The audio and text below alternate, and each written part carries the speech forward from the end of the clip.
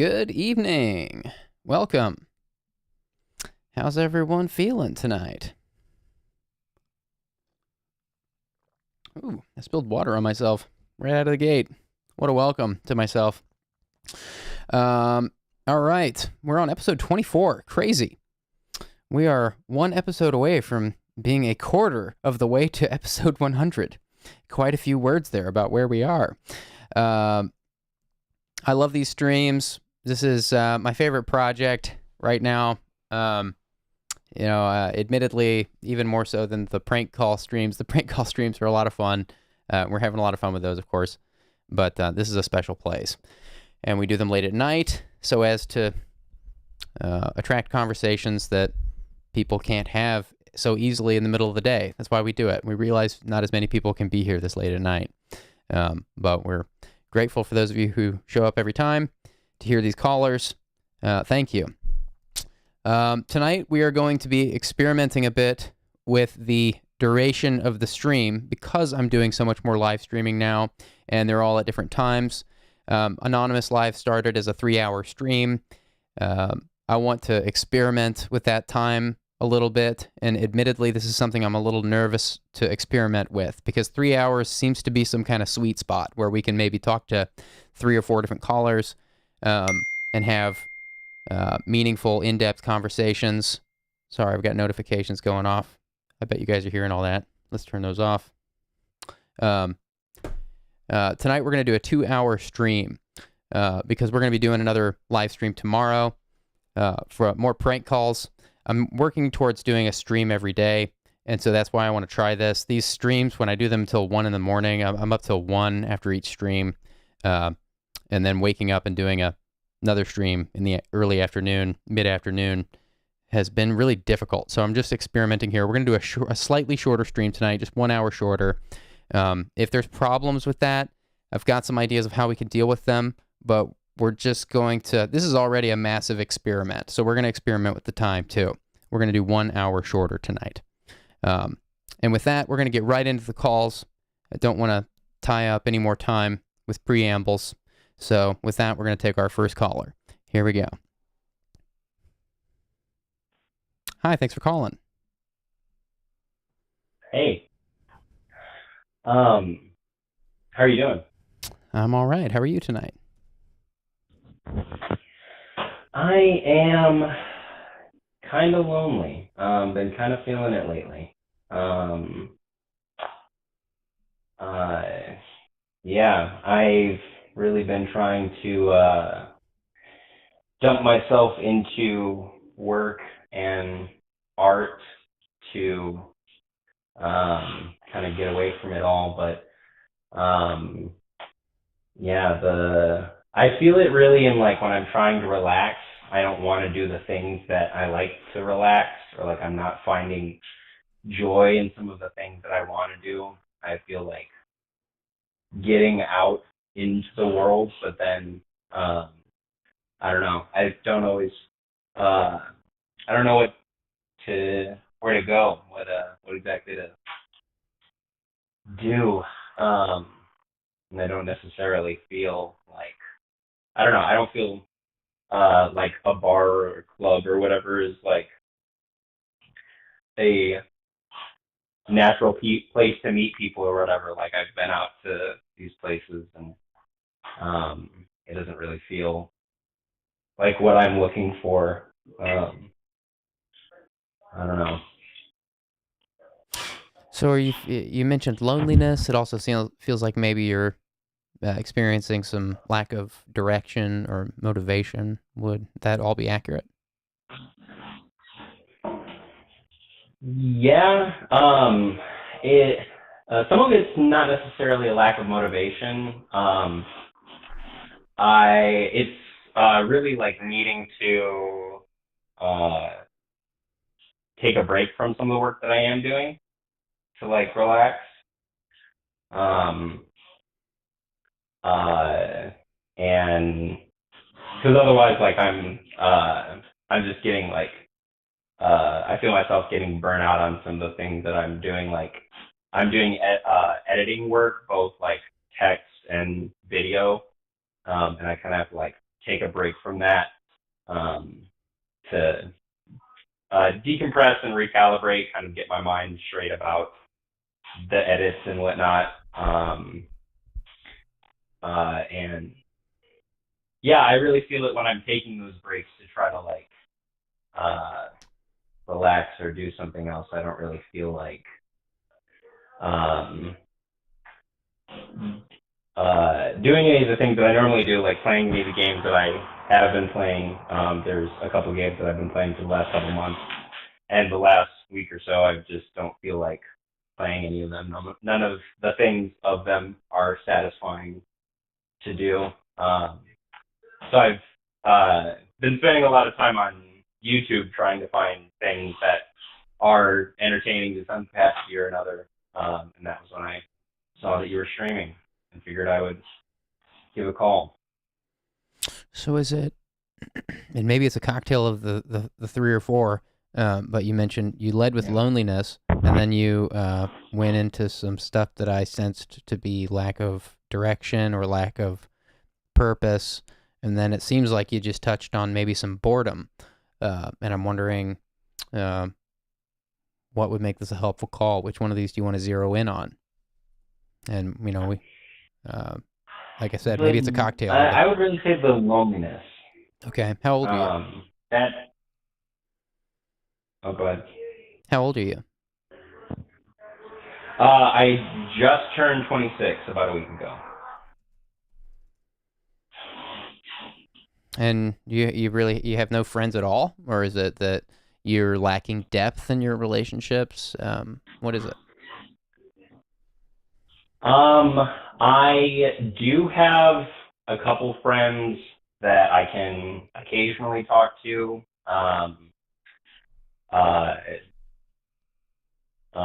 One of my closer friends has been busy a lot. He's been pretty stressed, so he hasn't really felt like talking a lot just because he has a lot on his plate, which I feel. And then another close friend of mine, we've been chatting a little bit, but our schedules are kind of off on each other. But I also don't really, I don't know, to a degree, I feel like the solution even isn't other people. Right. So part of what I've been doing recently is I've been like drowning myself in philosophy and reading up on some philosophical religious texts. I've had a kind of cursory research of them for some time. Lately, I've been on the Tibetan Book of the Dead. Oh, interesting. It is. It's a very interesting book. So, what would make this a helpful call? Are you struggling to put yourself out there? Are you struggling to go deep in your relationships? Is it simply that there's just a lack of availability of people around you? Those are all very different conversations, and I want to make this a good conversation. Yeah. So. I think it's more in the vein of not having people that I feel are of my community around to like actively be interacting with and like trying to create with. Because even the friends that I do have are both living halfway across the country in various directions, respectively. So it's not like I can just like post up and jam with them or whatever. So it is a bit of like a lack of immediate community. But I've also like, I don't know, part of what I've been trying to do is to, and a little bit of what I have kind of been doing the last couple months is really just like, kind of going with the mentality of like, all you need is yourself, like to kind of cope with some of the loneliness. But I understand that like no man is an island, and I did not manifest here from sheer will from a different dimension or anything. Like I was raised by my mother and my family. Right. and I'm actively supported by various aspects of my immediate community, whether it's my work or, again, my mom. But I don't know. It's just kind of what I've been struggling with lately. I know you had a hiatus for a time, and I'm not sure what you were doing during that time. But Depends on which I'm time you're talking about. curious I've how had you many managed. hiatuses. Huh? So it depends on which time you're talking about. I've Yeah. had many hiatuses. Yeah. I'm just curious I don't know, how have you coped with um loneliness? How have you um uh gone about as well, like trying to find your community? Well, I know you've probably gotten some of that through your online ventures as well, but well, I've never been on dating apps. I'm not sure what that last bit meant. I'm actually not very good at using the internet to meet friends. But my sense it's is, more talking about collaborators. oh, yeah. I mean, work is different, of course. Loneliness is something that Yeah. is in my experience, that's a really normal thing people go through at your age, where you're in your 20s, your whole social circle's getting reinvented. You have this massive disruption right after high school because all of your friends move away, move to different places, and you're kind of tasked with rebuilding your social circle from the ground up. That's what a lot of your 20s is about, is trying to find who your real friends are and what constitutes a real friend. Our friends in high school are kind of not the kinds of friends we make when we're teenagers are not really, for the most part, very like deep relationships. Now, some people get lucky and they have some friends that they've been friends with their whole lives and things like this. That of course happens, and I've got friends like this too. But the vast majority of people have to reinvent their social circle from the ground up when they're in their 20s. And so a lot of what you're talking about sounds, I would say, developmental. And I think that's why I asked the question, do you have a hard time putting yourself out there? Do you have a hard time worrying that people will judge you or not understand you? These kinds of things.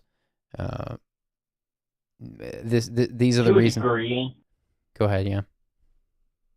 I was just gonna say, to a degree, yes.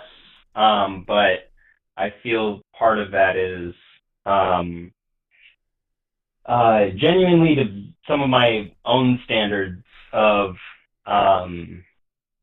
not, because I mean I've also been in a situation of like uh, entertaining company just to not be alone, and with people I don't particularly care for, and that itself does feel more lonely than being alone sometimes. Uh, as to like explicitly feeling like this is not the vibe, this is not the place to be. Right. um, uh, and I've felt that on a number of times when I've kind of like just been trying to keep people around, or I've been staying around just to like not be alone or whatever. I often begin to feel that it is just better to do so. But I know that that's inevitably not like a healthy mentality to be carrying with life through. Right. Well, it seems you're not Um, alone in the chat. It seems like there's some people who here are also um, uh, understanding the experience of the struggle of making new friends. Like, that gets harder the older we get. When you get into your 30s, it's even harder because your 20s are spent you kind of reinvent your social circle, and you're also developing your professional self. You're trying to figure out what you're useful with, what kinds of problems you're useful at solving. And so, your 20s are this huge chapter, this huge decade of reinventing yourself.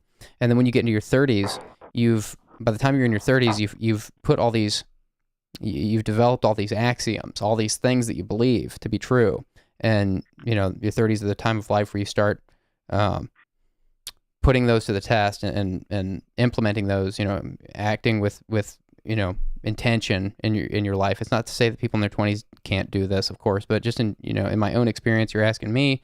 And also, generally, this is what you hear if you ask people, that your 30s are spent implementing the axioms that you've identified as positive axioms in your 20s, because your 20s are about figuring out what those are, because your teens are about getting out of the house that you're raised in. And by the time you're in your 20s, you're like, oh my gosh, there's all these things I wish were different about my childhood. There's all these things I wish I had learned sooner. And your 30s are spent kind of as this, like, it gets harder and harder to make new friends the older you get, because you get more in touch with what you value in life. And that contrast between your values and the values of other people only become, the contrast only increases the longer time goes. And so it can take a lot to make new friends the older you get. But where you are now in your 20s makes perfect sense. A lot of people are calling in here expressing this concern that they're too lonely in their 20s. And I usually just spend the time trying to encourage people that this is a natural place to be. It makes me wonder what your childhood was like. Makes me wonder what kinds of new habits you've implemented into your life. Like, how are you a different person than you were 10 years ago? These kinds of things can impact who you're friends with and what kinds of relationships you're attracted to. I'm wondering what you're thinking as I'm saying all that.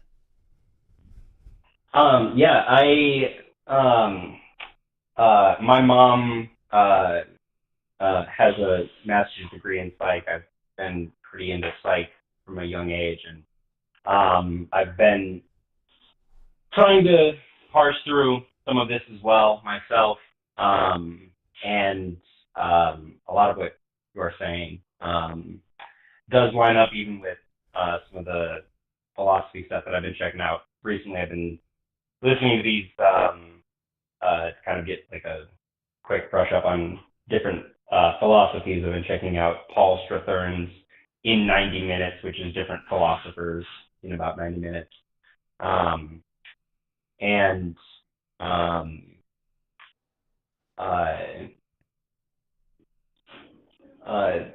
Some of just what you're talking about, more coming into your own individuality, being a kind of contrasting agent. I do really feel, but I also do recognize how you're also, you're more, kind of polarizing yourself from the general population of normal people into like your own weird individual, where like there are other weird individuals out there. And I do know that, and I'm trying to find them, like, but it is really a process. And yeah, so as much as I know that there are other people out there like feeling like me, I can't help but occasionally feel as though I am the only person who has ever felt this way, Yeah, the best thing you can do for friendships, making new friends, is just to remain curious, stay curious.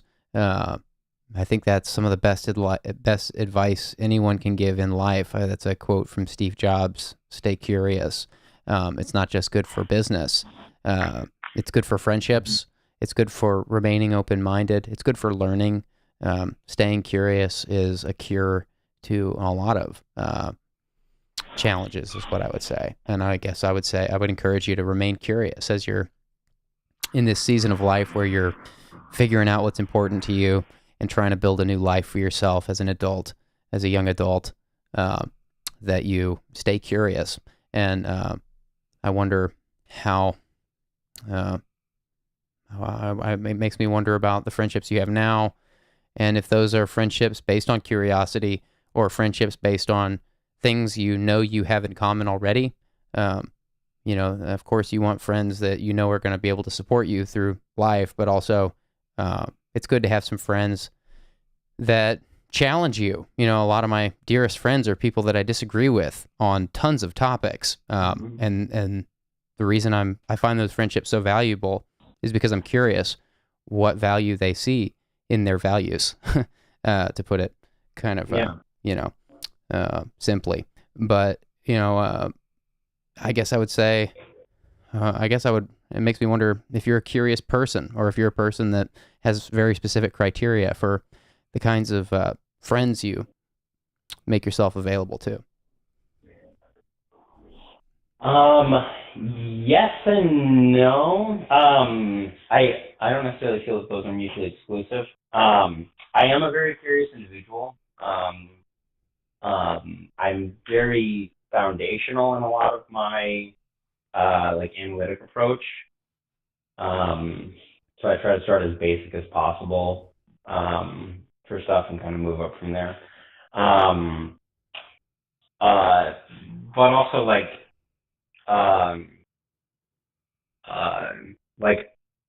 I live in LA and there's a myriad of people. Oh, don't tell me, buddy. You just told me where you live. You realize that means I got to toast you, right? Have you read the rules here? I did not know that. I'm so sorry. Did you not listen to the rules? I did not know. I'm so sorry. Buddy, guys, please, when you call in for the first time, hit 1. It prompts you. If it's your first time calling, hit 1. Listen to the instructions so you don't get toasted.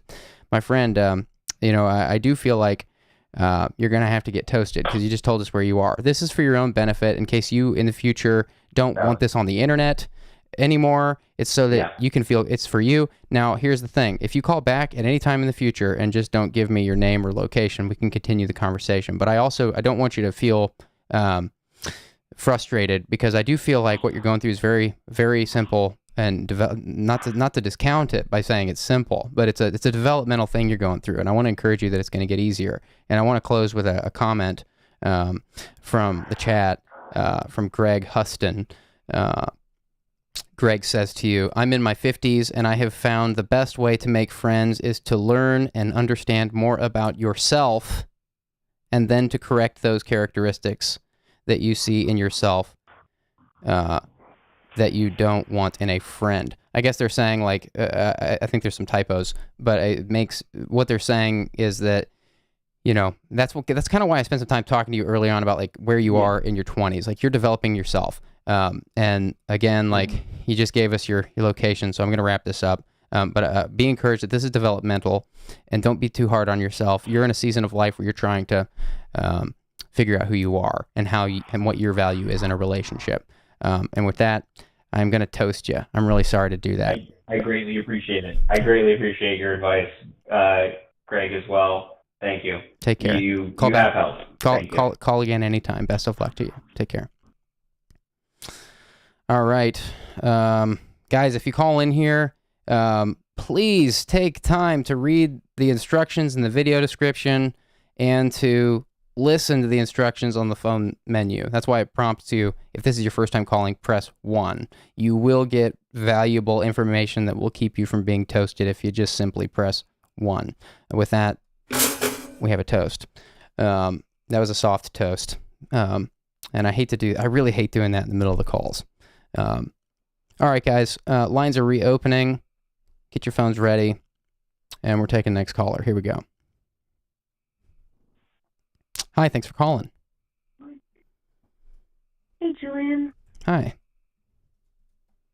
I really wanted to talk to you about a traumatic experience that I had as a child that is still living with me today, and I just was hoping you could kind of help me unpack that. Absolutely. Happy to listen. What's going on? Well, when I was about 5 or 6, I was sexually molested by a family member. I'm really sorry to hear that. And it's someone that My goodness. By a family member. Goodness. Yeah. And it's someone that I actually still have like a relationship with today. Like it's I don't know, it's weird. It's like it never happened kind of a thing, but I do remember, and I can actually remember everything that was done. Like I can remember everything as if it was yesterday. And when you're that age, obviously you don't know that what you're doing is wrong. Like I was a good kid and I wanted to listen and always did what I was told and wanted to make people proud, and so I remember like just happily doing everything I was asked, and unfortunately not having a clue until I was older, like what all of that was and how inappropriate it all was. And I just remember asking a question, and because it was my older brother, and I remember asking a question of like, what is this? Like what? And he was referencing the music that he was playing, and he said, "Oh, this is rock and roll." And so in my mind, not knowing what that even was yet, really, I thought what we were doing was rock and roll. Like, I know it sounds so stupid, but I was like 5. No, it doesn't sound And stupid. You were 5. Yeah. and so it wasn't until like I was in high school where we had health class, and they told us what was inappropriate for family members or anybody to do to you when you were younger, or even now in high school or whatever. They went through that with us, I remember. And so I went home and I told my mom about it, and she just nonchalantly said, "Oh yeah, that happened to your sister too. If you want, you can talk to her about it." And I was like in shock. I was like, "What? This happened to her? Like, are you serious?" And I didn't feel comfortable talking to my sister about it because we used to be inseparable. But then when she went off to college, she changed her religion and changed everything about herself, and we just have a very estranged relationship now. And so I didn't feel comfortable talking to her about it. And I also, I tried to talk to a teacher about it, and they said, "Well, I'm not going to tell anybody.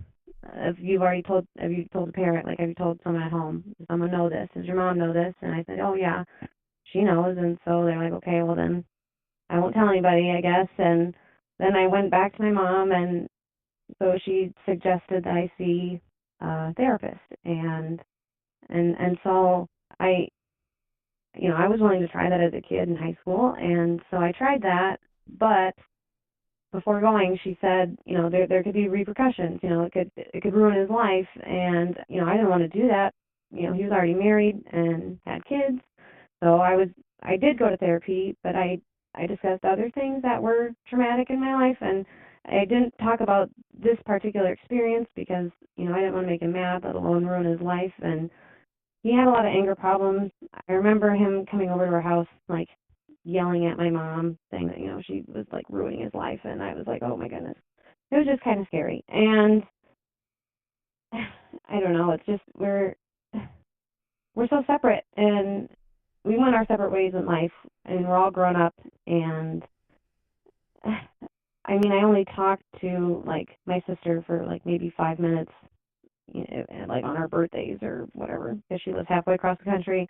Not saying any locations, but and then I only see my brother once a year at Christmas, and that's it. And I guess I don't know. I'm just wondering, is it even worth trying to discuss this with either of them, or should I just take it to my grave and pretend like it never happened? I mean, I don't want to make our relationship worse. It's not my goal to get anybody in trouble or make it awkward, but I just don't know what to do. It's a great question. You've been through so much. I'm so sorry to hear your story. That's really heavy stuff. I would say, first and foremost, I would ask, what kind of a relationship do you feel exists currently with your brother?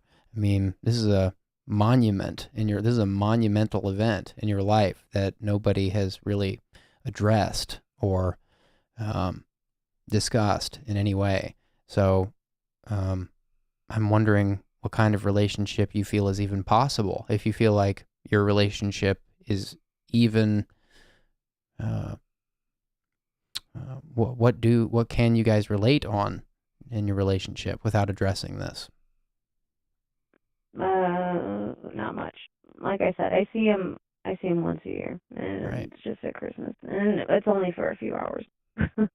I wish we were closer, and that's the sad thing. Like all the people that have wronged me in life, I always try to give them the benefit of the doubt, and I want to be, I still want to be with them, and Right. it's sad. I mean, I only have these two siblings, and I'm not close to either of them for different reasons, but and sadly, this example that I'm telling you about isn't even one of them. Like we're just completely different people, and my brother's a lot older than I am, like a lot.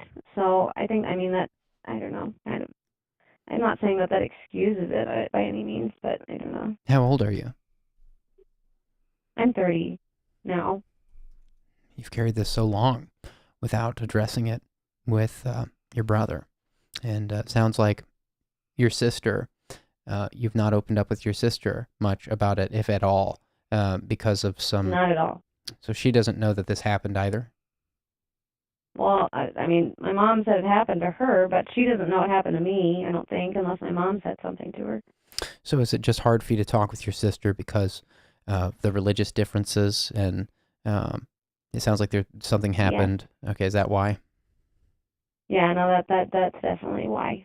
Conversations with her don't go very well because with this new religion that she has, because we weren't really that religious growing up, but she kind of changed everything about herself to be with this person she met in college. And some people would call this religion a cult, and I'm not making fun of it or anything. But when people ask my mom, like, "Oh, how's so and so doing?" Like my sister, they ask, "How's she doing?" And my mom tells them and says, "Oh, she's Mormon now, and she has, several kids, and blah blah blah," and their automatic response is just like, "Oh, I'm so sorry," like, and it's just weird. I don't know, but going back to what I mean by my sister, because again, I don't have anything against Mormons or anything. I'm not trying to insult any viewers that are Right. listening, but when she calls me and we have these conversations, they're ugly. They get ugly so fast. She multiple times has called me selfish for not being married yet and not having kids, and because this is what we were put on earth to do, and how selfish are you that this is, you're not doing this, and you're doing this, which is wrong. And yeah, we don't agree on much, and we're quite a few years apart too, so I'm kind of the late one in the family. But it wasn't an accident, supposedly. So. Would you say you are a people pleaser? I wrote that question down to ask you based on some things you said. Maybe it's totally off base.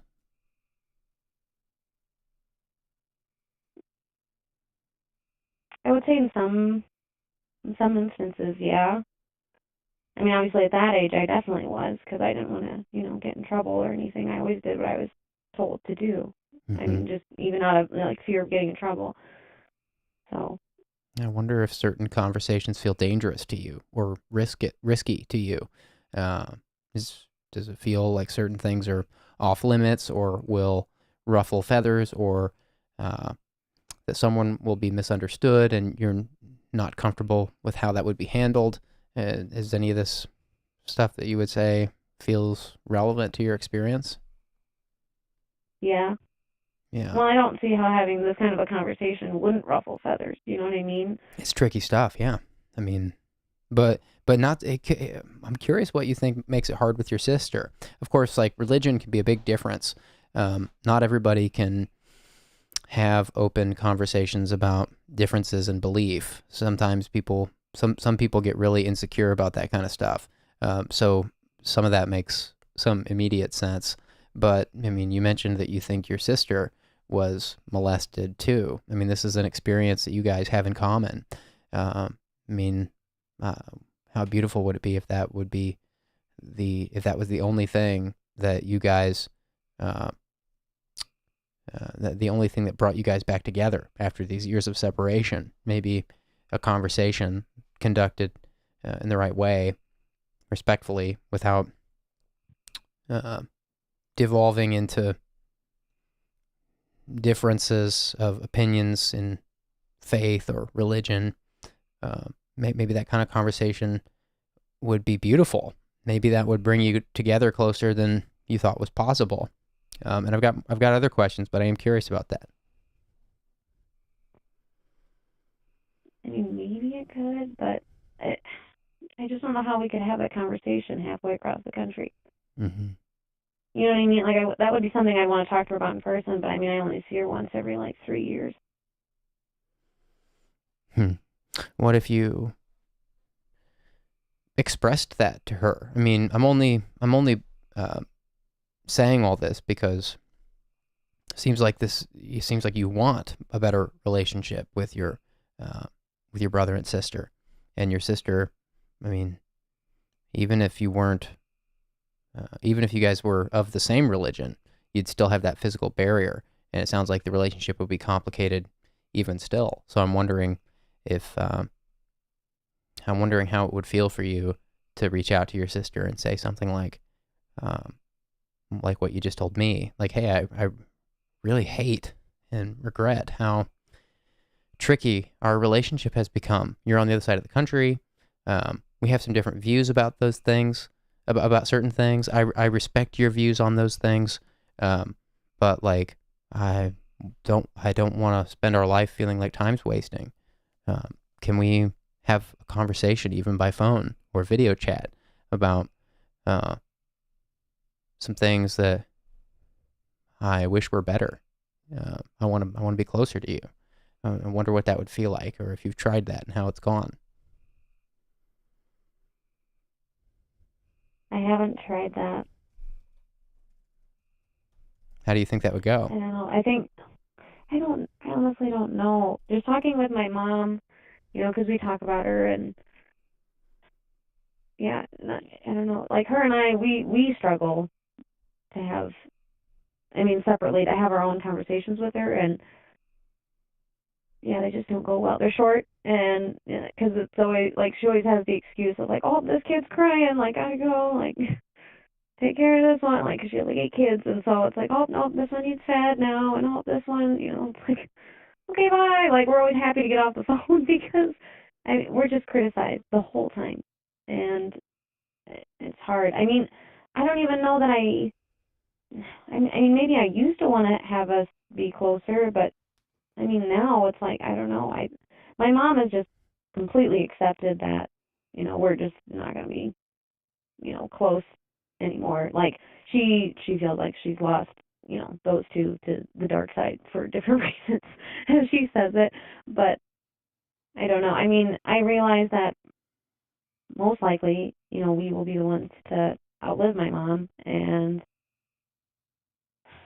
I don't know where I'm at right now. It's I don't know what I'll do without her one day, without my mom.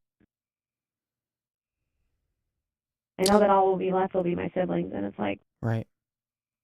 That's not enough.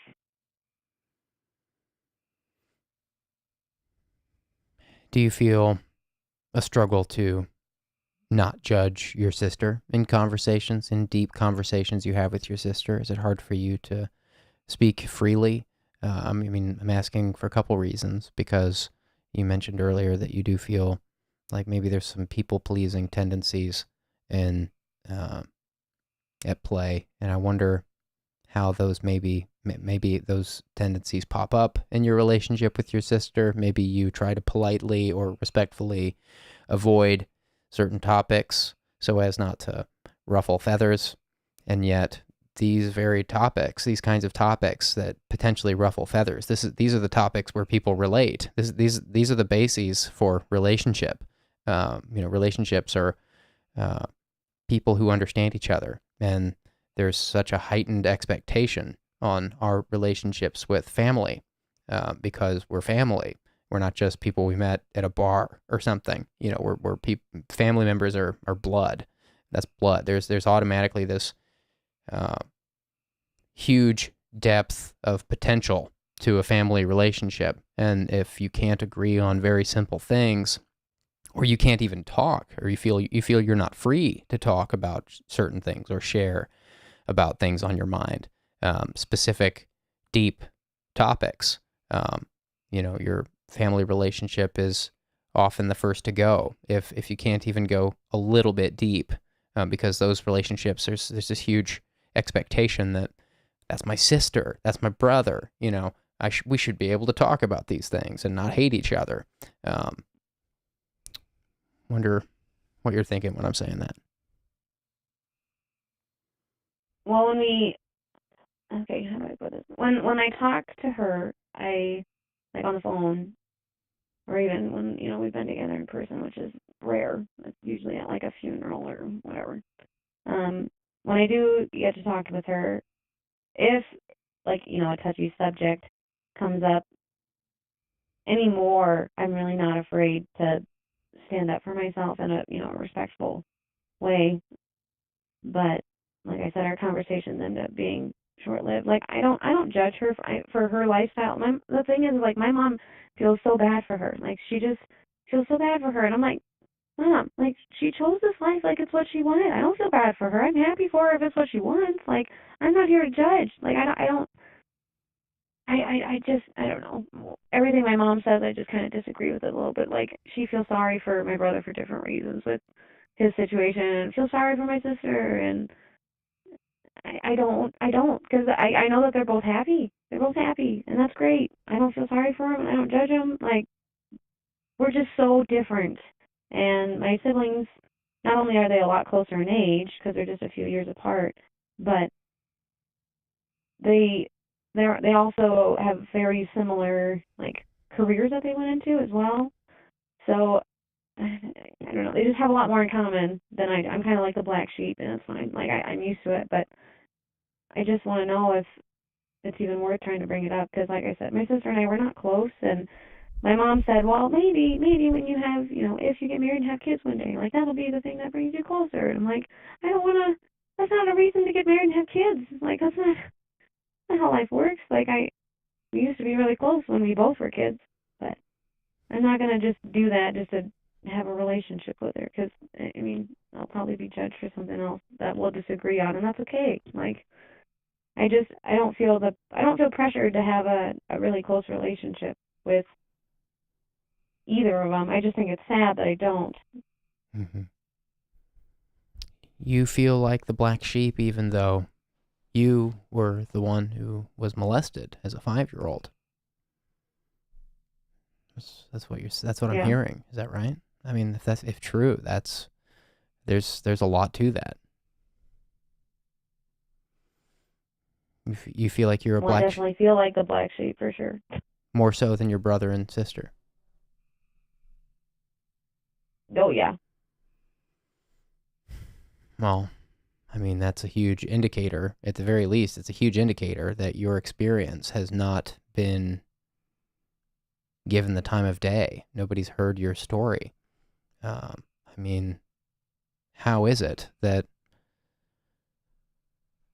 someone in your position at age 5 becomes a black sheep of the family? I would say that you don't, to answer a question you asked several minutes ago, I don't know. My answer would be no. That I don't think it would be right or fair for you to go your entire life and just sweep this whole thing under the rug and rule out any possible relationship with your brother and sister, or to accept that those relationships will just be stunted forever, handicapped forever because of this. You have got to be able to say what happened to you. It wouldn't be right for you to take that to your grave. Is my gut. Like, that's something that you need people to understand about you, or you will not be understood. That's one of the hardest things about that experience, is that, especially when it happens from a sibling. How do you navigate that? We had somebody calling in a few nights ago who was... Yeah, I watched it. Yeah, I took notes. Okay, yeah. I'm thinking of that call. And I would say to you a lot of the same things I said to that guy on the phone about how could you get your brother to a dinner or something where you're going to pay for it. I would say a lot of the same things to you that I said to that caller about how can you take the pressure off of your brother meeting you for a dinner, because again, it's a very fine line. Like, your brother is going to know you're going to want to talk about something, and so you've got to give some gesture right up front that if you really want to talk to him about this, you've got to give some gesture up front that signals to your brother, I just want to see you. I want to talk about some things. I'm prepared to I'm gonna pay for this time for you to come out. You pick the restaurant, I'll pay. I'm taking all the barriers to entry away. I just want to be with you and talk with you and catch up with you. And I want to figure out what's holding us back. And there's ways that you can. I mean, these are very touchy, sensitive subjects to broach with your brother, much less your abuser. But if you really do care about your brother, if you really do love your brother, and you would be willing, you have it in you to forgive him, if the conditions were right, and if he were to actually apologize and own up for some things, if you feel like those things would be helpful for your relationship. These are a lot of ifs, but these are all ifs you have to consider, because some people can't restore these relationships. But you're calling in here tonight, it seems like you're suggesting there is some hope for the relationship, if only you could get to these conversations. And so I'm going off the information I've been given, and I think that if everything you're saying is accurate, if these things simply haven't been able to be discussed before, then there very possibly, my gut sense would be that there is more than likely a way for you to broach the conversation with your brother in a way where he would be able to feel safe in being there for it, even though he's probably going to know what you want to talk about. There's probably some things you could do to put him at ease and know that he's safe. Again, like things like buying dinner, or letting him choose the restaurant or wherever you're going to meet, putting some things on. I think it should be in a public place. You don't want to go to his house or have him come to your house. You want to be in a public place, and you pay if you offer to pay for the time. These are things you can do to signal to him that you just care about the relationship and you wish that you guys could be closer. But again, yeah, but go ahead. No, I interrupted you. Go ahead. Well, the only other thing I was going to say was that you can get to these conversations. They seem like impossible conversations. They seem impossible to have these kinds of conversations. But I just believe that there's a way to say anything to anyone in a way that they will understand and digest, and that will benefit the situation. Because I've seen it happen time and time again. That's what communication is. That's why people get paid lots and lots of money when they're effective communicators. They get paid to communicate effectively. That's why people are notorious for this and have certain degrees in communication and stuff. I believe that there's a way to put anything to anyone in a way that will better the situation, and that there's no situation exempt from that unless there is some unwillingness to change, or unwillingness to acknowledge fault. Like sometimes when dealing with a psychopath, for example, like psychopaths can't take fault for things. So if you're dealing with a psychopath, maybe you can't get that closure. Maybe there's no hope. Maybe there's no possibility that the person can change. But if there's hope there, and it seems like there may be, because you're in here calling tonight asking what kinds of things could make it better, that makes me think that you sense that there's some hope too, and that you don't want to just write these people off. So if all those things are true, then my gut would say that there's definitely a way to have that conversation, but it won't be easy. Yeah.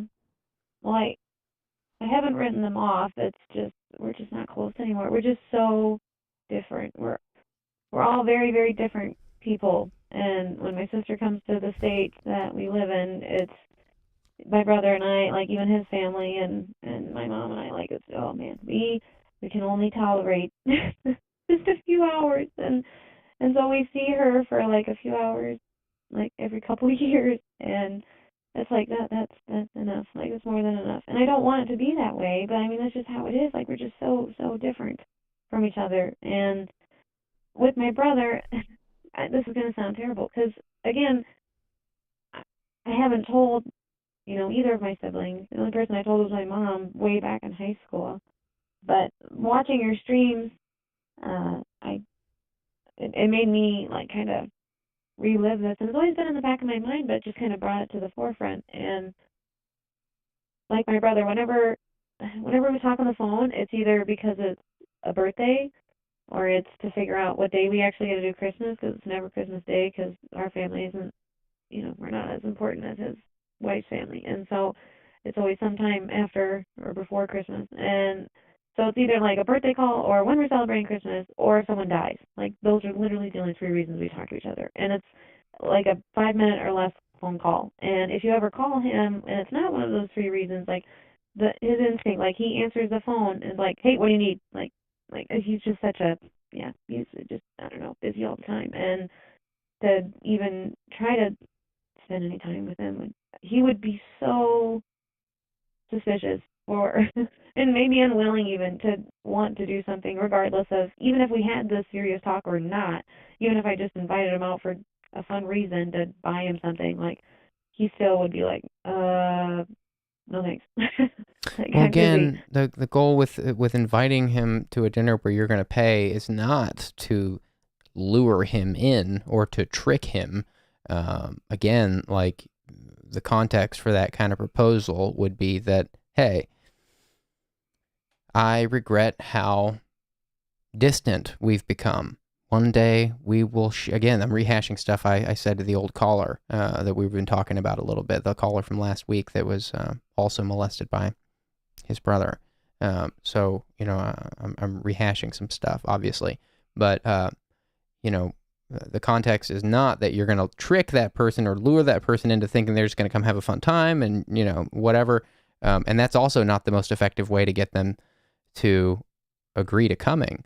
You want them to realize that there's something you want to talk about, and but not that you're going to judge them. You want them to realize that you have regrets about what your relationship has turned into, number one. Number two, that you're willing to pay for this time and let them pick where you meet, as long as it's in public. You don't have to tell them it has to be in public, but just say, pick your favorite restaurant. I'll take you wherever. And then number three, that you have some key things, and I'm not putting words in your mouth. You're going to know the right words to use for this situation. But the third point is that you have some specific topics for a conversation that your hope is to bring you guys closer together with, that you guys are gonna, there's a couple things that you think you guys would, your relationship would benefit from for discussing. And so for someone like your brother who's really hyper vigilant in like answering the phone, like, what do you need? Get into the problem right away. Seems like maybe he's a little standoffish. Like maybe he knows what could possibly be asked of him, and maybe he defends himself in that way by just really treating people with a lot of, it doesn't sound like he's been very graceful. Maybe he's a little nervous or scared. So I wonder if you've tried that and how you think it would go if you kept those three things in mind with this proposal to your brother, like communicating to him, hey, I wish we were closer. One day you tell him what you just told me. One day we're going to be here without our parents. It's just going to be us. And I really regret how much time is passing and how we're not closer. And I'm willing to do whatever it takes to be closer, to have a better relationship. And I realize our relationship has been complicated. And so I'm willing to take you out wherever you want to go and talk about anything you want to talk about. And I've got like one or two things I want to talk about too. And just give me like 2 or 3 hours and I'll pay for the whole night. I wonder how you think something like that would go. Well, okay, just to go back to what I was saying, like, I didn't mean it like I'm trying to, like, lure him in and, like, fake him Of out and course, act yeah, like yeah, there's yeah, nothing we actually have to talk about. yeah, I yeah. was saying that I'm I was saying if defending I never myself in even saying that. I didn't want you plan thinking to I was address saying this, that. To be clear. huh? Just to be very clear, I didn't think you were suggesting that. I just wanted to be clear that you didn't think I was suggesting that either. That's all. Sounds like we're on the same Oh, well, page. no, no, I didn't, but no, that's not what I thought. I just, Okay, yeah, great. wanted to let you know that even if I planned to take this to my grave and just wanted to invite him out for something fun and have no serious conversation or no strings attached to it at all, he would still not want to do that. Like, it's not that he's, I don't know, nervous or, whatever. He's just, for him, his time is just so valuable to him. Like, he's very, what's the right one? Protective of his time. Yeah, and it's the best way. Like, when he answers the phone like that, of like, hey, what do you want? Like, what do you need? Like, that's always what it is. Like, what do you need? He answers the phone like that for my mom too, and like, she hasn't done anything, or it's just it's who he is. He's just he doesn't like to be bothered by anything, and so that's why I only get to see him once a year, and that's why we don't really talk much. Even if nothing had happened when I was a kid with him, like, even if that were the case, I don't think it would really matter. I think things would still be the same in terms of what our relationship is like. And I think honestly the same goes for my sister. Like I said, all these years, like it's been 25 years that I've been trying to pretend like nothing ever happened. Mm-hmm. Well, now look, I'm not. All I know is what you're telling me, and I'm not looking to argue with you. I don't want to convince you of something that's not true. That would be the opposite of what I want to do. But again, some of the things I'm hearing, I'm sensing that there may be more to it than you're sensing just with fresh ears. Here, you got to keep in mind, like, I haven't grown up in what you grew up in. I'm hearing only what you're sharing. So I might be missing something. And at the same time, I might be picking up on things that are more difficult for you to pick up on because you grew up in it and I didn't. But I'm sensing that there's been some avoidance from your siblings to connect with you and go deeper with you in relationships. And it sounds like it could very well be that you just have some genetically avoidant family members. That's very well possible. However, like you also said, like your brother, it sounds like he didn't just molest you, he also molested your sister. Is that right? He molested both of you. Is that right? Well, that's what my mom told me. And so like these people that are like this, people that do these things, there is a lot of shame tied up with people who do these things do feel shame. They do tend to feel shame.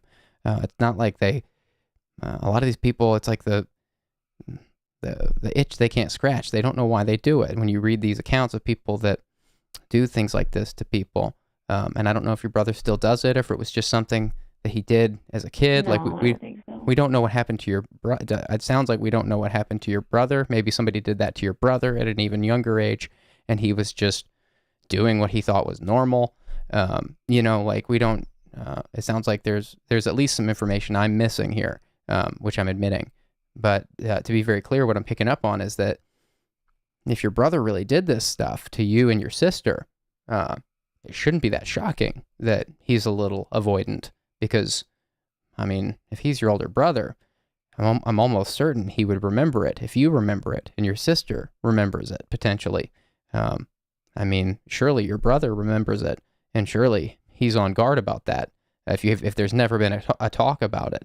I'm not saying that he answers everyone's call, certainly because he's trying to avoid this kind of conversation, but I am saying maybe that's part of it. I mean, if the relationship hasn't gone any deeper, and if every time you're calling him, if anytime anyone in the family is calling him saying anything, if his first response is, "What do you need?" Just get right to it. It sounds like maybe there's some stuff he is afraid it could devolve into, and he's trying to control what's able to be talked about. And that's why I'm suggesting some really gentle ways that you might be able to get into a conversation about that to loosen him up and help him realize that you're You're not looking to change him. You're not looking to fix him. You're just looking to understand what that meant to him and where that came from when you were kids, so that you can put it to bed and not have it continually come between you guys and prevent you from having a deeper relationship. I mean, the people that do these things have shame, is I guess my ultimate point. Like, it wouldn't surprise me at all if your brother felt shame about these things, and that maybe that's contributing to his side of the equation, his reason for not being more accessible. I mean, does that sound so shocking? No, I mean, I get what you're saying, and I don't think that you're trying to argue with me by any means, and I hope you don't think I'm trying to argue with you. You're right, I know my brother and you don't, and like, I don't know, he just doesn't like to be bothered. I don't think that he's trying to avoid a conversation because he thinks he knows what it could lead to. I think for him, he's probably forgotten all about it. I honestly think, in my opinion, what I'm guessing it was him, like, just wanting to practice what he would want to do with his girlfriend that he was seeing at the time. That's my guess. Do you know if your brother had something like this happen to him before? No, I have no clue. Like I said, we're so far apart in age that, like, I have no idea. I grew up, I would say most of my childhood without him. So, I mean, like, 'cause he was already out of the house. I mean, he was already in college and already got married and had kids, and yeah, I mean, we're 10 years apart, so it's a pretty big age gap. So, like, being a second grader when they're a 12th grader, like, it's kind of hard to connect with them. So I don't know. I mean, they were younger years. I mean, his childhood would have been years before I was even thought of. So I don't know. So let me ask you. That's what I want to know. Yeah. I mean, I want to ask you a question, but first I just want to observe that your brother, for whatever reason, is somebody that just gets right to the chase. And so I'm still curious what would happen, or what you feel would happen, if you reached out to him and got right to the chase. And maybe it's an email, maybe it's not a phone call. Maybe phone calls put your brother on the spot. Maybe he feels safer reading an email so that he can digest what the premise of the email is and think about his response and not feel pressured to give a response like immediately in the moment. I wonder what an email to your brother that gets right to the point and then describes what your solution is. Your point is that you wish you had a better relationship. You wish you regret, but don't put it on him. Like, again, I'm rehashing stuff that we said to the last caller a little bit, and I want to get to that. But the point is that I wonder how an email would go if you were to just get right to the point and say, my point here is that I wish we were closer, and I'd like 2 or 3 hours of your time to talk about, to just catch up and talk about a couple things, and I just want to hear you. I want to be with you. I want to hear your voice. I want to be your sister. But before you answer that, my question to you, the ultimate question was, you mentioned that we've both spent some time talking about that last caller from a few episodes ago who was molested by their brother, and you said that you took some notes on that call, and I'm wondering what things stood out to you from that call. What kinds of things did you take notes about? What things did you relate to with that caller, and was there anything that we discussed that you felt like was a similar experience for you? Well, I took notes on using the non-accusatory language and, like, asking, what is it from your past that I don't know that would help me make sense of what happened when we were kids, and because I wrote down different statements that you suggested that other caller used, and there's another one.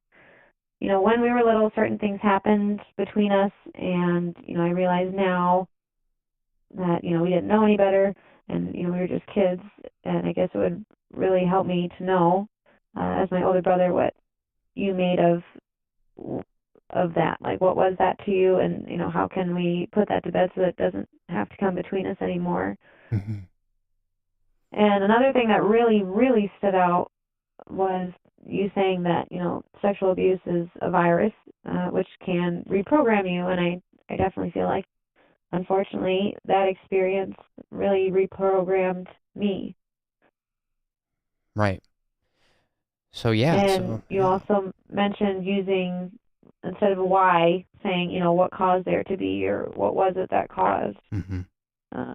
And making sure that I tell, my brother, if we do get to have this conversation, that, I love you and I don't judge you, and I want us to have a good relationship.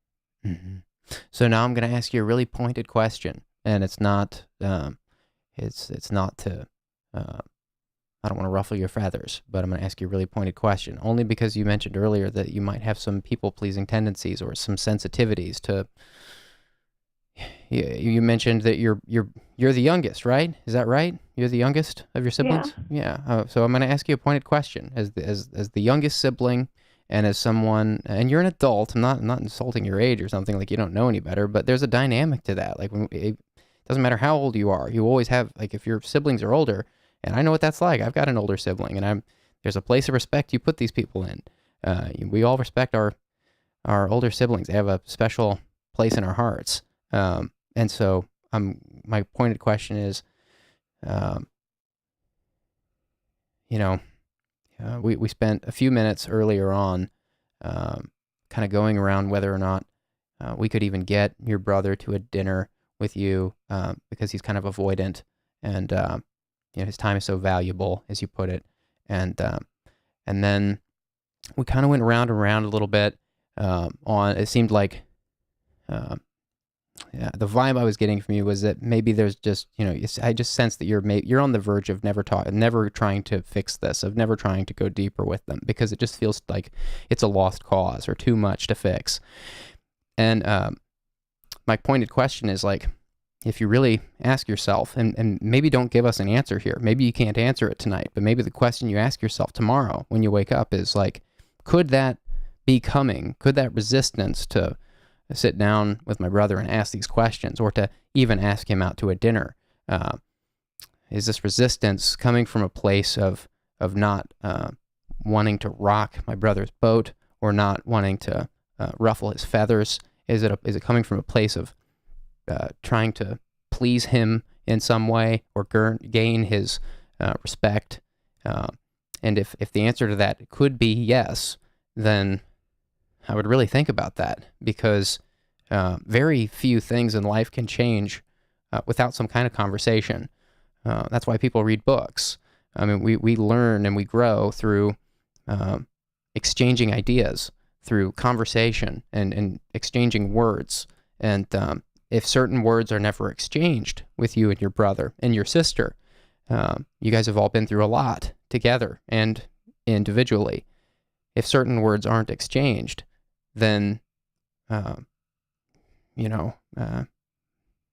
then there will be no growth. There will be no growing past it. And I'm not saying that you have to do this. I'm not telling you to do anything.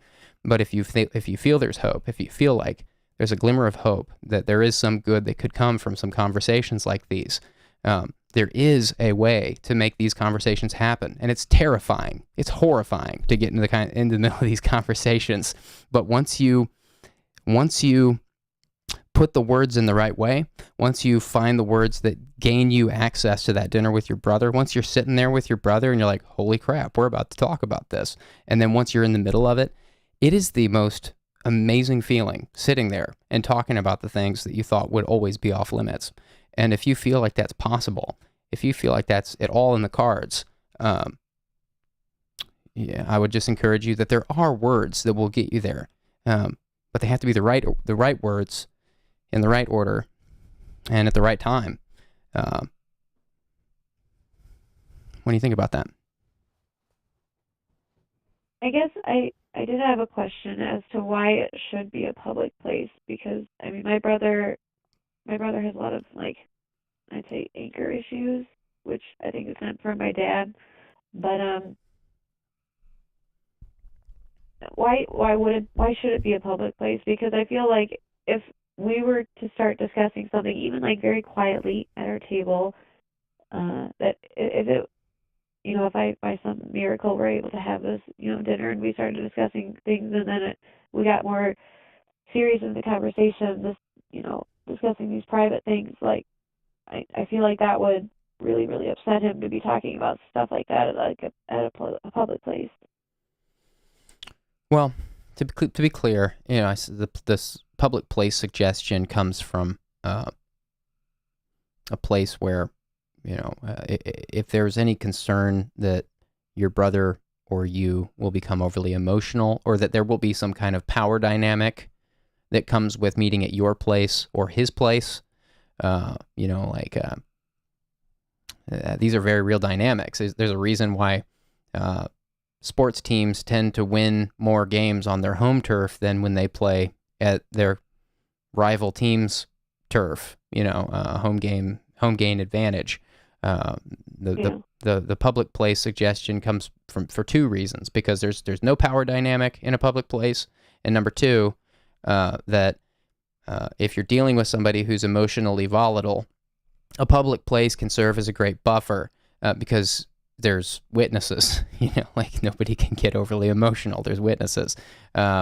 So it's but it doesn't have to be. If you feel comfortable, like I've heard of some badass negotiators who have gone to other parties, like in a 5-to-1 conversation on the other person's turf, like one person meeting 5 people on their own turf to have a negotiation or a difficult conversation. And sometimes that could be beneficial, but that's very difficult to do, to go on someone else's turf, enter their own power dynamic, control your emotions, regulate your emotions perfectly in a way where you can actually conduct a positive conversation. That's a very tall order, but it's not impossible. If you feel like that's possible, then maybe it doesn't have to be a public place. I just think a public place is the safest option, because there's no power dynamic, and because it's a neutral location where there are witnesses and people. Not that you have to say, like, "Hey, meet me in a public place so that there are witnesses, brother." That's not the point.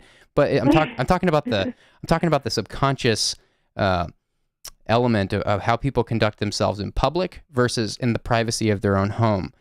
People laugh and dance more at home than they do in public. Like, if they feel like there's people watching, like they're gonna. This is people just act differently in public. So I'm not saying it has to be in a public place, but it would definitely be generally the safest place to have a difficult conversation, because if there's any chance of people getting emotional, a public place kind of neutralizes that. Yeah, I understand. I definitely wouldn't want to go to his house for sure. Yeah. Yeah. Someone from the chat, Raya Jambalaya, is suggesting maybe a public park. I think that's fine. Yeah, a public park would be interesting. I still think there's something nice about the gesture of offering to pay for dinner.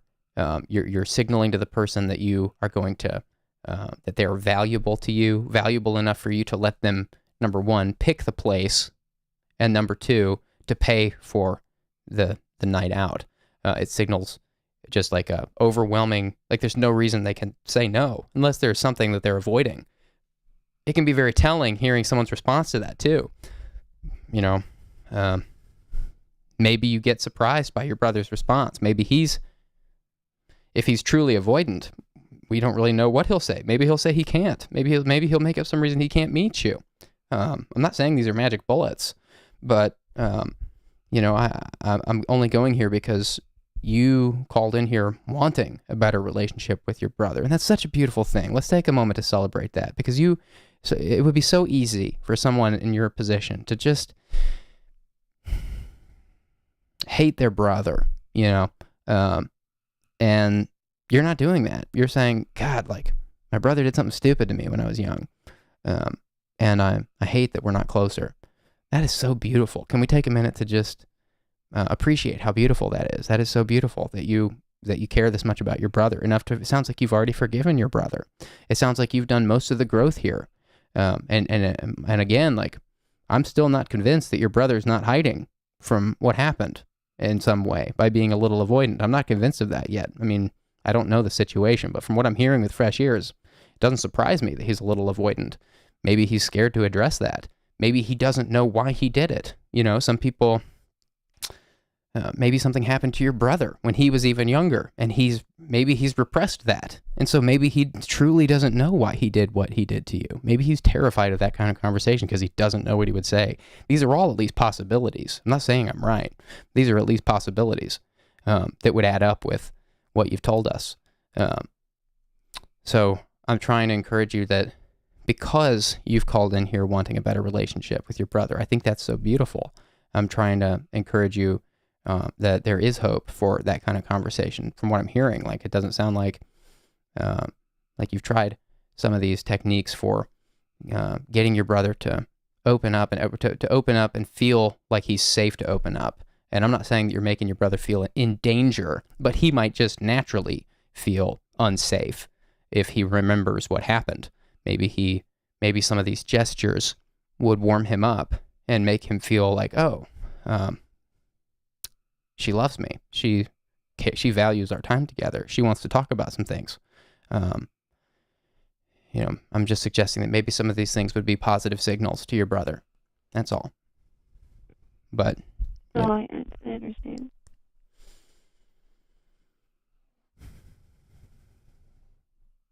How are you feeling right now?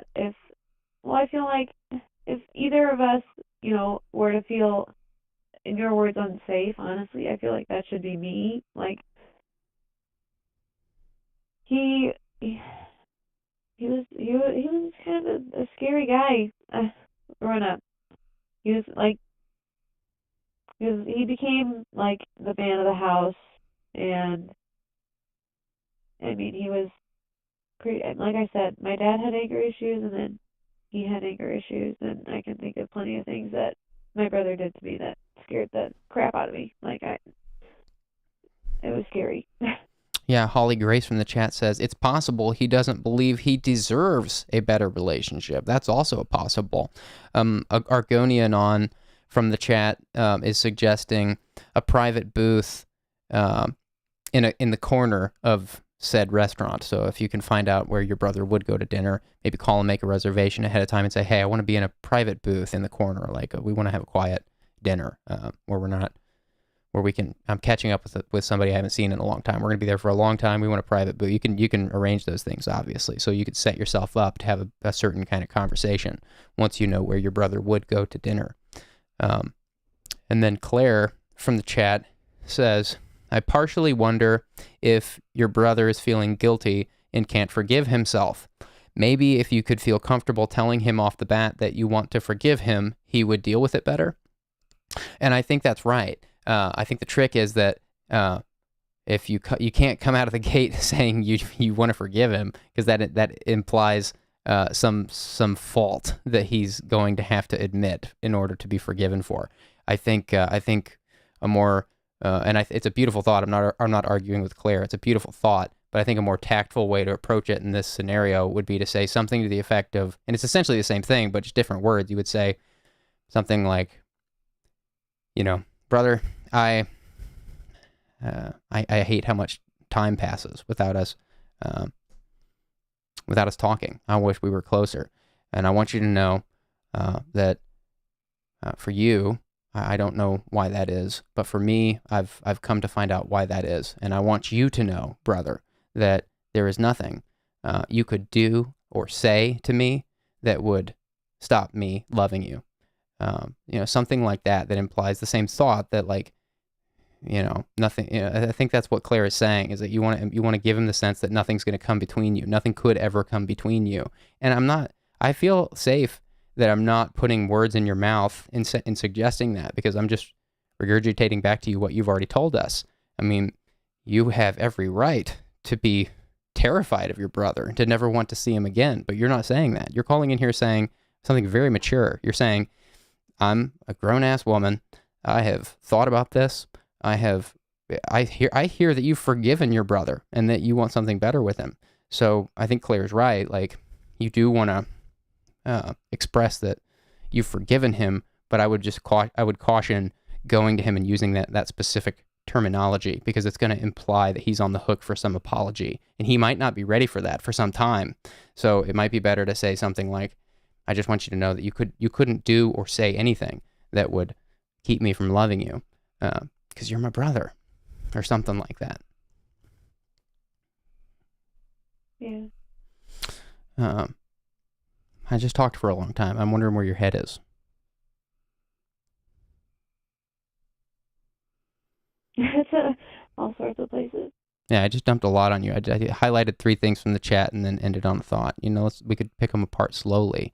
The thoughts were, you could get a private booth at the restaurant. I'm assuming that's not tripping you up. That's a very good and simple idea. But the more dense things we talked about were how you could communicate up front that your brother is coming into a safe place. I think that's what Claire was getting at. You want to communicate that your brother is safe to have this conversation with you wherever it happens. I do think that's the trick, and no one but you will know better how to put that to him. There are some general tricks, like the what is it versus why did you, those kinds of things. There's some general tricks that can be helpful into getting into some of these more difficult conversations, but nobody's going to know exactly what your brother needs to hear in terms of the content of the message. Nobody knows that better than you. So I'm not putting words in your mouth. I'm not telling you that if you go say any of these things to him, it'll work, but I am trying to just spitball with you in a general sense about what I'm hearing and ways that you might be able to enter into a productive conversation like this without ruffling his feathers. This is delicate stuff, because you don't know what your brother's experience with this is. You don't know if he even remembers. You don't know if he fully remembers and is avoiding you. You don't know if he knows why he did it. This is the information you're trying to get to. This is what Chris Voss, one of the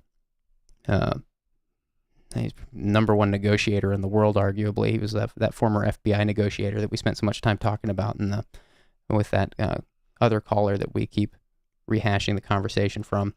Chris Voss says, Chris Voss would say, this kind of information you're after, this is what he calls the Black Swan. His company is called the Black Swan Group, and he has this premise that he explores in Never Split the Difference, his book about negotiation, that every negotiation has, well, first of all, every conversation is a negotiation, and that every negotiation has a black swan, some bit of information that would turn the conversation upside down and totally change the dynamics of it. And that's what you're missing. You're missing the black swan, and that's what you're hoping to get from your brother. That black swan would change your relationship with your brother. It would change your relationship with your brother if you knew what he thought about these things. If you had that information, that's what you're missing, and that's what you want to get to. And so I can't tell you exactly the script of what will get you there. I'm just trying to brainstorm with you on some ways you might be able to ease into that conversation and put your brother at ease so that he feels safe giving you that black swan. He may feel like that's a massive no-no to even communicate these things to you. We don't know. Maybe he doesn't remember. Maybe he doesn't want to talk about it. But you won't know that until you get into it and try. So do you think that I should talk to my sister first? I think that certainly seems like the easier conversation, because your sister didn't do anything to you. The only trick with your sister is it sounds like she's become exceptionally religious in a way that it has alienated her from the family a little bit, or insulated her from the family a little bit. So your conversation with your sister might be a nice warm-up, because she's not a perpetrator, but it's going to be a very different kind of conversation, and you'll be on a very different kind of guard in that conversation, would be my guess, because you're going to be navigating some very different convictions you and your sister have, and And that is going to be the trickiest part of that conversation, is navigating the differences in convictions and worldviews. Whereas with your brother, it's a very different challenge. The challenge is to get your perpetrator, your abuser, to amend things, to make amends. Those are two very different challenges. But I do think the conversation with your sister is probably easier. I just know that they're, like her and my brother, I know that they are probably guessing, I guess, maybe I don't know, but I guess I'm guessing that they are closer than, like, to each other than I am to either of them.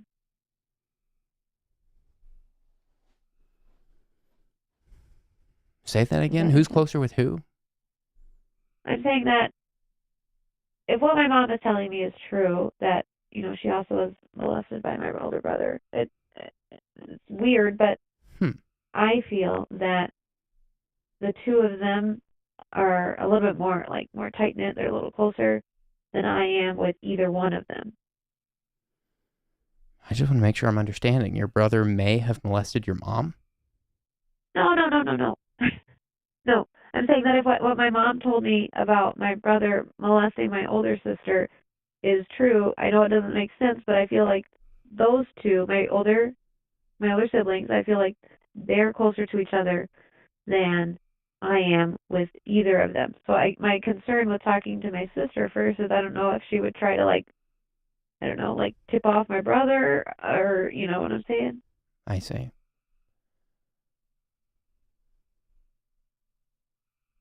Yeah, that's a good concern. I didn't realize your brother was close with anyone in the family. Well, not really, but I feel like out of all of us, it would be my older sister for some reason. I don't know. They're both, they both went to, college for the same degree, kind of, sort of. Mm-hmm. Different branches of it, but the same generalization. Well, I'm certainly not telling you to have one conversation before the other, and I'm not telling you to do anything. I'm not saying that you should do any of this, but I do feel very strongly that I will say that it doesn't sound like you have really tried to go about a conversation in these ways with your brother. Nope. And it sounds like you really resonated with that caller from a few nights ago last week. And it sounds like you took a lot of notes that are relevant to this call. And so that leads me to believe that you feel there's something here worth discussing. You feel there's a conversation here with your brother. And so all I have to go off of is that, you're calling in here saying that. And so, to that extent, I would say that, yeah, like if you haven't tried those things, I would absolutely try that. And I sense that I'm not twisting your arm into doing that. I very much sense that this is what you want there to be some healing, and that you're looking for some feedback on. I sense that you're nervous about this kind of conversation, putting yourself out there in this way. Yeah. That's understandable. And so I'm trying to give you some ideas from the chat and from my own experience, and also to encourage you that it's so inspiring to hear you want this healing, that you want this relationship with your brother. Because so many people call in here saying, like, this kind of relationship is impossible. I've been no contact with my family. Some people have the totally opposite problem. They're like, I've been no contact with my family for years, and now I'm just dealing with like these other ancillary issues. Your situation has not deteriorated to the point where you're avoiding them. You just have what you'd call a medium chill relationship with your family.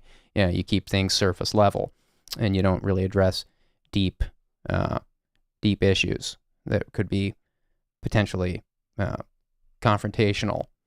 And that's why I've leaned into the people pleasing thing that you mentioned a little bit. Again, not to point a finger at you, but to say, could that be contributing towards the reluctance here, or the nerves here in this conversation with your brother? Because if that's true, it's going to feel like an uphill battle the whole time. You got. If it's true that you have people pleasing tendencies, it's going to take every fiber in your body, and maybe writing some things out ahead of time not to memorize them, but just to, have some talking points in mind. You might memorize some bullet points on topics, so you don't forget those. But it can be helpful to write things out so that you don't forget something, and then you have some stuff preloaded to go in that conversation with. And I'm wondering where your head is right now, and if there's anything else you feel like you haven't been able to share, or anything else that might take this conversation to the next place, or just generally what's going on when we're talking here.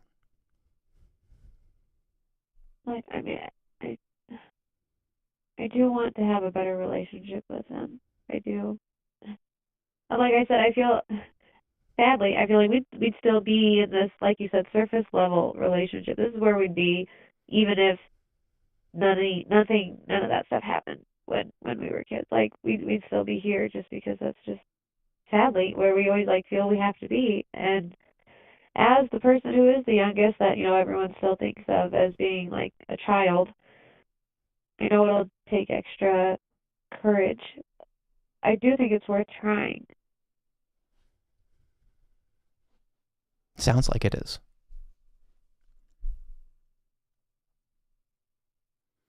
And you've got such a sweet heart. I can hear in your voice you just want so much more for this relationship. I can tell that this is not about an apology to you. You're not after an apology. I'm sure an apology would mean the world to you. I'm sure some information on why what happened would be the world to you. And I also, I guess I just generally get the vibe that your biggest regret is that your brother and you are not closer, despite all this, and that you're willing to put all this stuff to bed if it means that your brother and you can move on and have a healthy adult relationship. And I want to say it's not fair to you that you haven't been given reason for any of this. You haven't been given any explanation for this. And that's what makes me suspect that maybe your brother is a little avoidant, and maybe that your brother remembers what happened or doesn't know why. Maybe he knows he remembers all this but doesn't know why.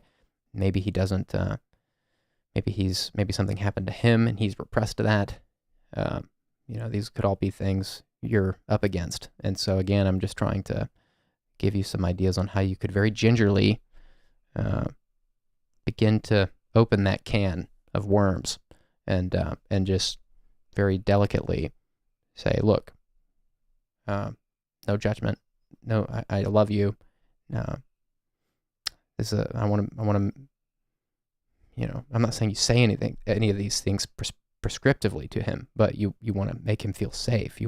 I want you to feel safe.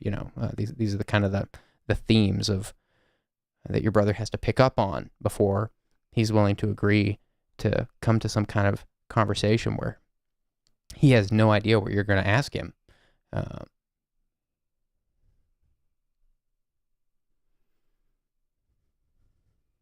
Yeah.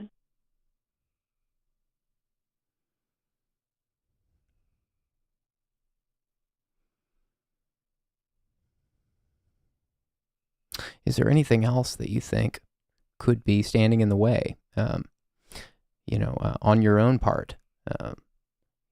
Not to make this all about you, because I know that I understand you had some horrible things happen to you when you were a kid that you've never received closure on. But you mentioned that your people-pleasing tendencies, you mentioned that earlier. And I'm wondering if there's anything else like that you think is something that you deal with personally that might be clouding your judgment or getting in the way from healing here. Is there anything else that you can think of that might be blocking that in some way? Well, I don't know. Like I said earlier, I definitely feel like I'm like the black sheep of the family. and I mean, it's just hard. Uh, my parents' relationship was like really bad, and it was like before I was even born, and because like I said, my dad was very abusive, like physically, verbally, you name it, and my mom was also like unfaithful during their marriage, which I didn't know about until a few years ago, and I remember having that, like, I was really proud of myself for, having the courage to ask this. But I did ask my mom after, like, I discovered that, she'd been doing some stuff, like, with the person that she ended up dating after they divorced. But, I remember asking, my mom, because, my dad, like, straight out, like, sold her out and said, hey, she was unfaithful and whatnot. And I asked, my mom about it, and if my dad actually is like my biological dad, or if it was the person that she dated after they divorced. And I just remember she got really mad at me, and said that she didn't have to answer to me, and that it was none of my business. And I'm like, but it's me. Like, I am your business. Like, Mm-hmm. like, don't I deserve to know? Like, how is this not a legitimate question? Well, it sounds like you've So I don't been know. with a lot of dismissiveness with your questions, and it makes me wonder. I think uh, that's a really interesting point you bring up. I mean, if your family has been dismissive of your questions in the past, I mean, wanting to know who your own dad is, that's not a invasive question. That's a very reasonable question. And so I think that's really relevant. You brought it up. I asked if you think there's anything that may be holding you back in this conversation. And maybe it sounds like maybe you might be up against some feelings of unworthiness, or like your concerns are not valid. If that's true, then Yes, all the above. wow, my goodness, I'm so sorry. Yeah, I mean, these are things you'll have to confront in yourself before you're willing to meet with your brother, would be my guess. My guess would be that before you can even utter the words to your brother, I want to buy you dinner. Can you pick the place? I want to take you out and just catch up with you. And I'm regretful we haven't spent more time together. My bet would be you can't even utter those words to your brother until you've addressed to yourself that I do have valid concerns and questions. My questions aren't stupid. I've had some dismissive family members, and if you can walk that line without resenting your family for doing that, if you can acknowledge that your questions are valid and that you have every right to be curious about every question you've raised here, if you can acknowledge those are that you have right to those kinds of questions, then and not spite your family for it, then and only then would you be able to enter into this delicate conversation with your brother, would be my sense. Because, again, you're not just overcoming the experience of your brother and trying to negotiate with that so that he can come be with you for a couple hours to have a difficult conversation. You're also negotiating with yourself to convince yourself, to believe in yourself, that these questions are good questions.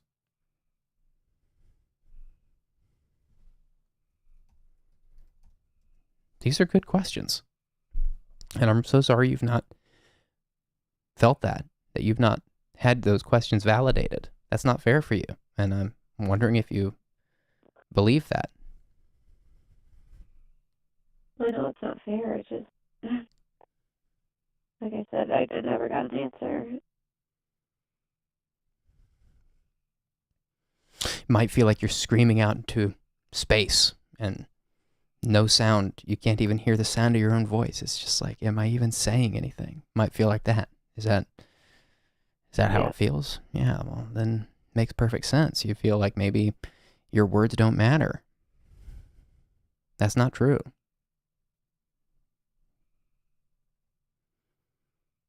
That's not true. I appreciate you saying that. Your words matter. Your experience matters. What happened to you is incredibly important. It matters who your dad is. It matters if your brother and sister remember what happened when you were 5. It matters if they want the same things as you in life.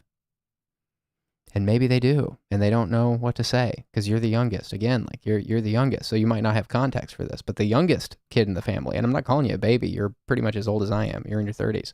The baby in the family, it's not any disrespect, but if there's like your siblings may, if your brother did these things to you when you were very little, he might have no idea how to even talk to you as the youngest. Like with him being the oldest and you being the youngest, that might be the hardest thing for him. He may have no idea how to even get into that kind of chat, and he may be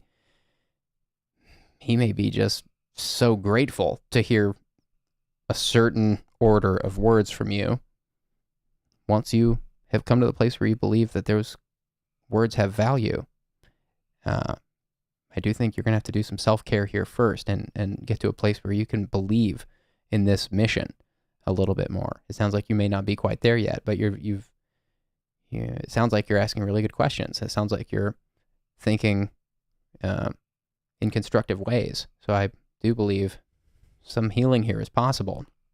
But before you get into this conversation with your brother, you're going to have to believe in yourself a little bit more than I'm hearing right now. You're going to have to maybe deal with some of this people-pleasing stuff and figure out, like, why am I doing this? Why do I care if it's not that you want to just piss people off. It's not that you want to go in guns blazing and be like, I don't give a fuck. That's not what I'm saying. It's a respect of both parties. You're going to respect the experience of your brother and use certain words so as not to upset him or inflame the situation. And you're going to respect yourself, that your feelings are valid. Your questions are valid.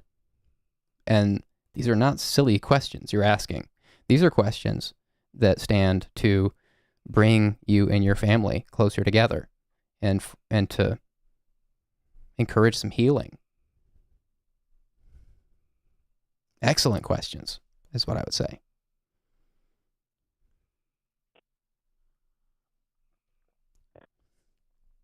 Thank you.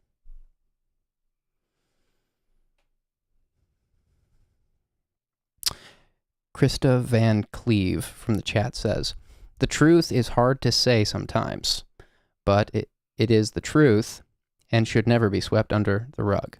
Keep speaking truth.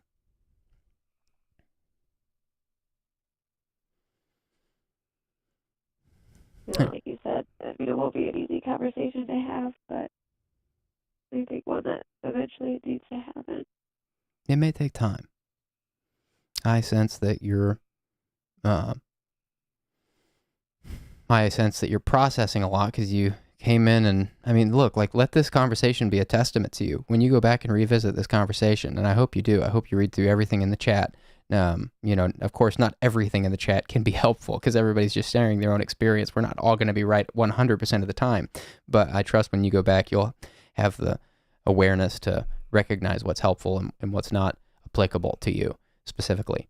But, I want you, if you go back and listen to this conversation, I want you to appreciate and recognize how stellar the questions you're raising tonight here with all of us are. You're asking poignant questions. We're not having this conversation because any one of us here are geniuses. We're having this conversation because you've asked excellent questions, and you're talking to people that have been through stuff and care, and you're raising good questions. And I want you, when you listen back to this, to recognize how much work you've done here. My guess would be you've done a lot more internal work than your brother and sister have, from the sound of it. And maybe that's a good first step for you in stepping out of the people-pleasing tendencies and learning to value these questions.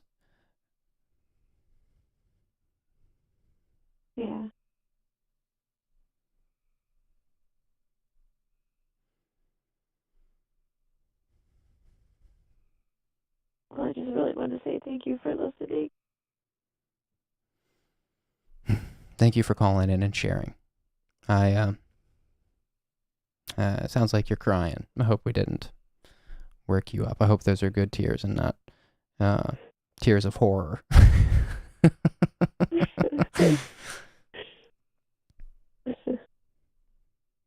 You're getting a lot of love in the chat. Thanks, chat. Is there anything else? No, I can let you go to your next caller. Well, we're probably gonna we're having a shorter night tonight, and I'm gonna just as a general announcement here to everybody, we're gonna wind it down here at 11 in about 10 minutes, as I mentioned. So probably won't be taking another caller tonight. I'm not gonna make a decision on. I'm not calling this a 2-hour stream officially, but I am gonna just sit on this 2-hour stream for about a week and decide if it felt too short or not. Because we do need to.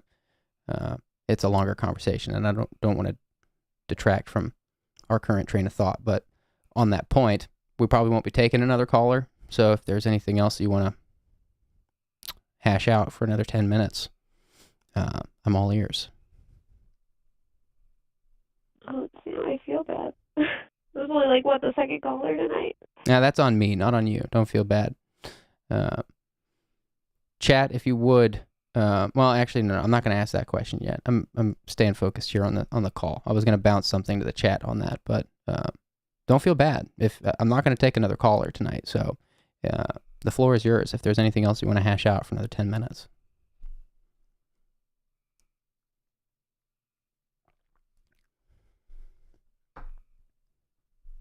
No, I don't think so. Okay. Well, I sense you're a very strong person. I'll close with some words of encouragement to you. You're a very strong person to have made it through everything you just shared with us and to have not given up hope on these relationships.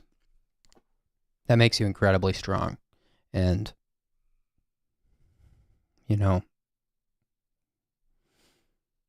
continuing to believe that and to believe that you have the right to have answers to these questions. Not that it's like I have the right, damn it, kind of thing. But that you deserve to know things like who your dad is and why what happened when you were younger. Continuing to believe that you're strong and that these are valuable questions that will ultimately be responsible for some healing. That might be a process that takes some time, but I'm really glad to hear that you're asking these questions, even though they've been dismissed. I think that's a really good sign that you still have these questions. Some people shove these kinds of questions under the rug. So I, again, just want to encourage you that I sense you're on a really good path. And I do hope the best for you and your brother and your sister and your mom. And I would love to get a positive update from you at some point in the future. Are you in our Discord? Yep. Okay. Well, I'm hoping for a positive update from you at some point in the future. Again, it might not be quick. You might need to take some personal time here a little bit before you get nitty gritty with your brother and sister. But I'm hoping for a positive update. And if you need to call back in anytime, don't hesitate. We'd love to hear back from you anytime. Thank you so much. Take care of yourself. Good night. Bye, Julian. Goodbye.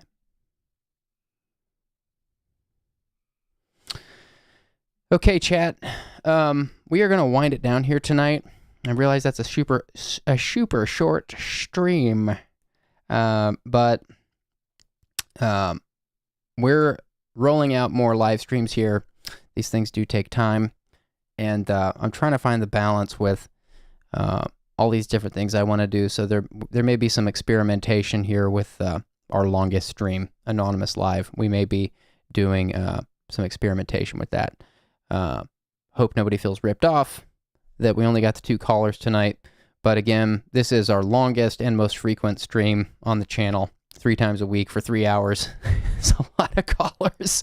So I am aware there are some complications with shortening this stream, not least of which that if it's only 2 hours, that's really only gives us time for like maybe one caller or maybe two, maybe on a short night, maybe three if we get 3 short callers.